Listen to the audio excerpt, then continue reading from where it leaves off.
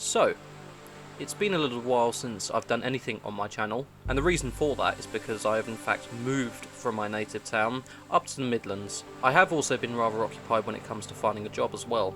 Since the new B&M sets have been delayed again till further notice, I got really tired of waiting. So cut to present day, I was sitting down when suddenly the old light bulb went off in my head and realised that the last Christmas I was gifted some vintage toys.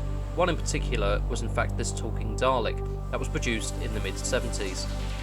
Palitoy itself was a toy company that was founded in 1909 and manufactured various popular products, many expanding from original ideas or something that was under a license.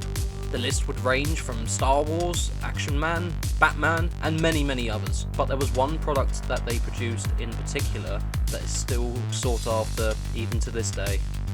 Watch out! There's even a talking Dalek!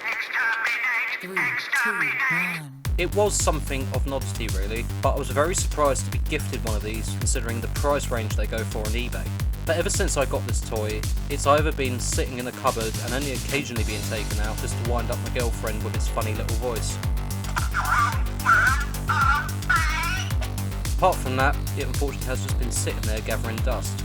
But today, without further ado, here is my first review on something from yesteryear, so I hope you all enjoy.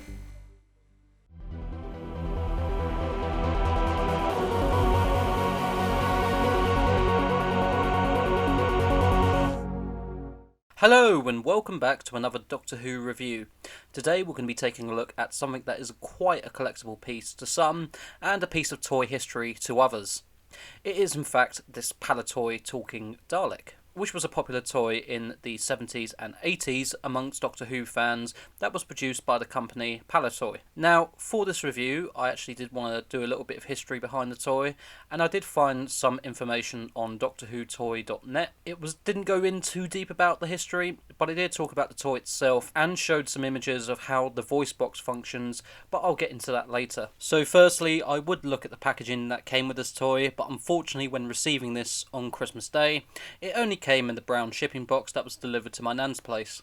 But taking a look at some of the photos online of the box, it is rather interesting. The artwork itself is designed in various orange and yellow contrasts, occasionally varying in what colour you get, as they did do 3 versions of this Dalek toy, one in red, one in the silver and the blue spots, and one in the Death to the Daleks colours. On the front you have the Dalek in the midst of a battlefield with the phrase "Exterminate" or "You will obey" labelled in a text bubble, and one of the sides you have the artwork that continues on, as well as some phrases such as "What are your orders" and "You will obey", as well as some instructions on how to place the batteries within the toy itself. It's a shame they don't really design packaging like this anymore, but over the years designing artwork is a lot easier and quicker to do on a computer than it is to hire someone to painstakingly paint all those details on for something that is only going to be thrown straight in the bin once you receive the item inside. So taking a look at the Dalek itself, the proportions are rather off when comparing it to the props that we used in the show. The shape of the base and the skirt section are completely off, and the midsection as well as the dome seems to be rather squashed. It doesn't really matter, it is quite a cute little toy, and taking into consideration that 3D scanning wasn't a thing back then, most likely all the company had to deal with was just referencing images to go by to make this toy. So first of all, you have the dome, and just like the rest of the body, it has been moulded in this grey plastic. But you do have the dome lights that are moulded on here, but it's a shame they never actually went ahead and painted these, as it would have just added a nice bit of detail onto the toy. You also have the button on the top that activates a small record inside to make the Dalek speak, which is very nice and harks back to what the props actually had on top with that tiny little pole thing to make the dome spin, but it looks really nice here, and you can't really argue to say it isn't accurate. Up next you have the Eyestalk that has been cast in this black plastic, with the ends being painted in red. As you can see on mine, the paint has sadly chipped off, but this is something I could easily rectify if I wanted to. Moving down to the neck bin, you also have the correct number of rings, which are moulded in plastic, but instead of having the neck mesh, you have this blue plastic running along of the neck section, and if you look inside, you can see the tube running down to the bottom of the Dalek. This again is part of the voice activation. And then moving down to the midsection, you also have the slats, which are rather basic, you can tell what they're meant to represent. There's no mesh here either, again, on this scale, and during the time of this being made, it was probably deemed impractical to even do. As well as that, you also have the gun and plunger arms, again cast in black plastic, with the tip of the plunger being painted in red as well. I will say this, it does make this type of Dalek look rather distinctive, and it does look nice when it comes to artistic licensing. The gun looks rather similar to what the Daleks had in the early 60s stories, with all the little rings inside the gun, and it does hark back to what the props had during that time. Now, moving down to the skirt section, this one seems to be a bit of an oddity. As I've said, the proportions are not right at all, but the basic shape is pretty accurate. Again, cast in the same colour as the rest of the body, but the hemispheres have been painted blue to represent how they looked in the 60s. However, on mine there seems to be some damage when it comes to some of the hemispheres as well as the skirt itself. You can also see some of the blue paint splattered all over the back of the Dalek, which is a shame, but it doesn't really bother me too much in the slightest.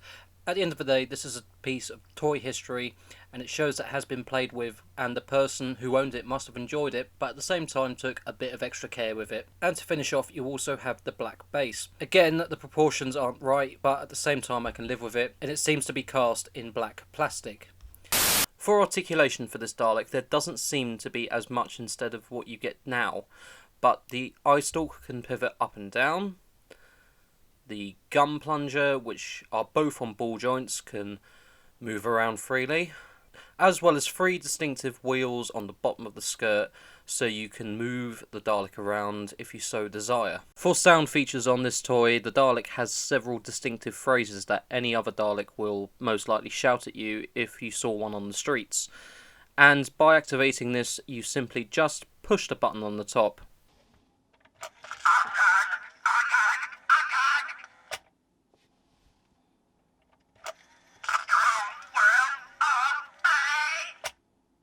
Sounds ridiculous, right? It can be a bit tedious as they sometimes repeat the same phrases twice, but if you simply press and hold the button down, they do seem to change. If not, just be a bit patient and wait for it to change.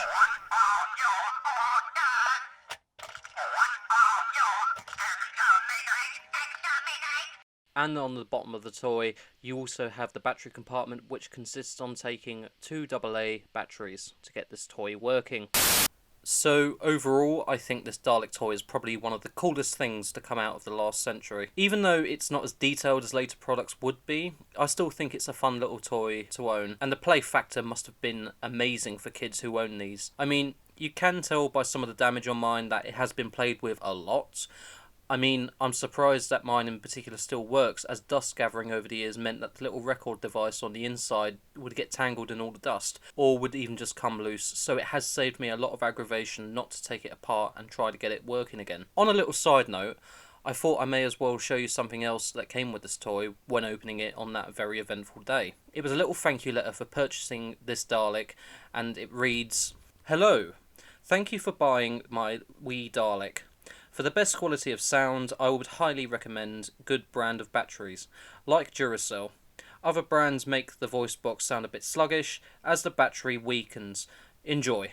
Well, that was pretty much it. So, yeah, that pretty much ends the review here. Hopefully in the near future we may get some news on the brand new B&M stuff, as I would like to review them. And if you like this review, then maybe I will review some more vintage toys that I own. And if you like this video that you've just watched, then please make sure you go over and subscribe for more content like this in the near future. Thank you all for watching, and see you again soon. Oh, hang on. I've just been handed a piece of paper. Oh, okay. So apparently the B&M sets are out now. Well, I mean, good, I suppose. Well, yeah, that's about it. Right, see you soon then, I suppose.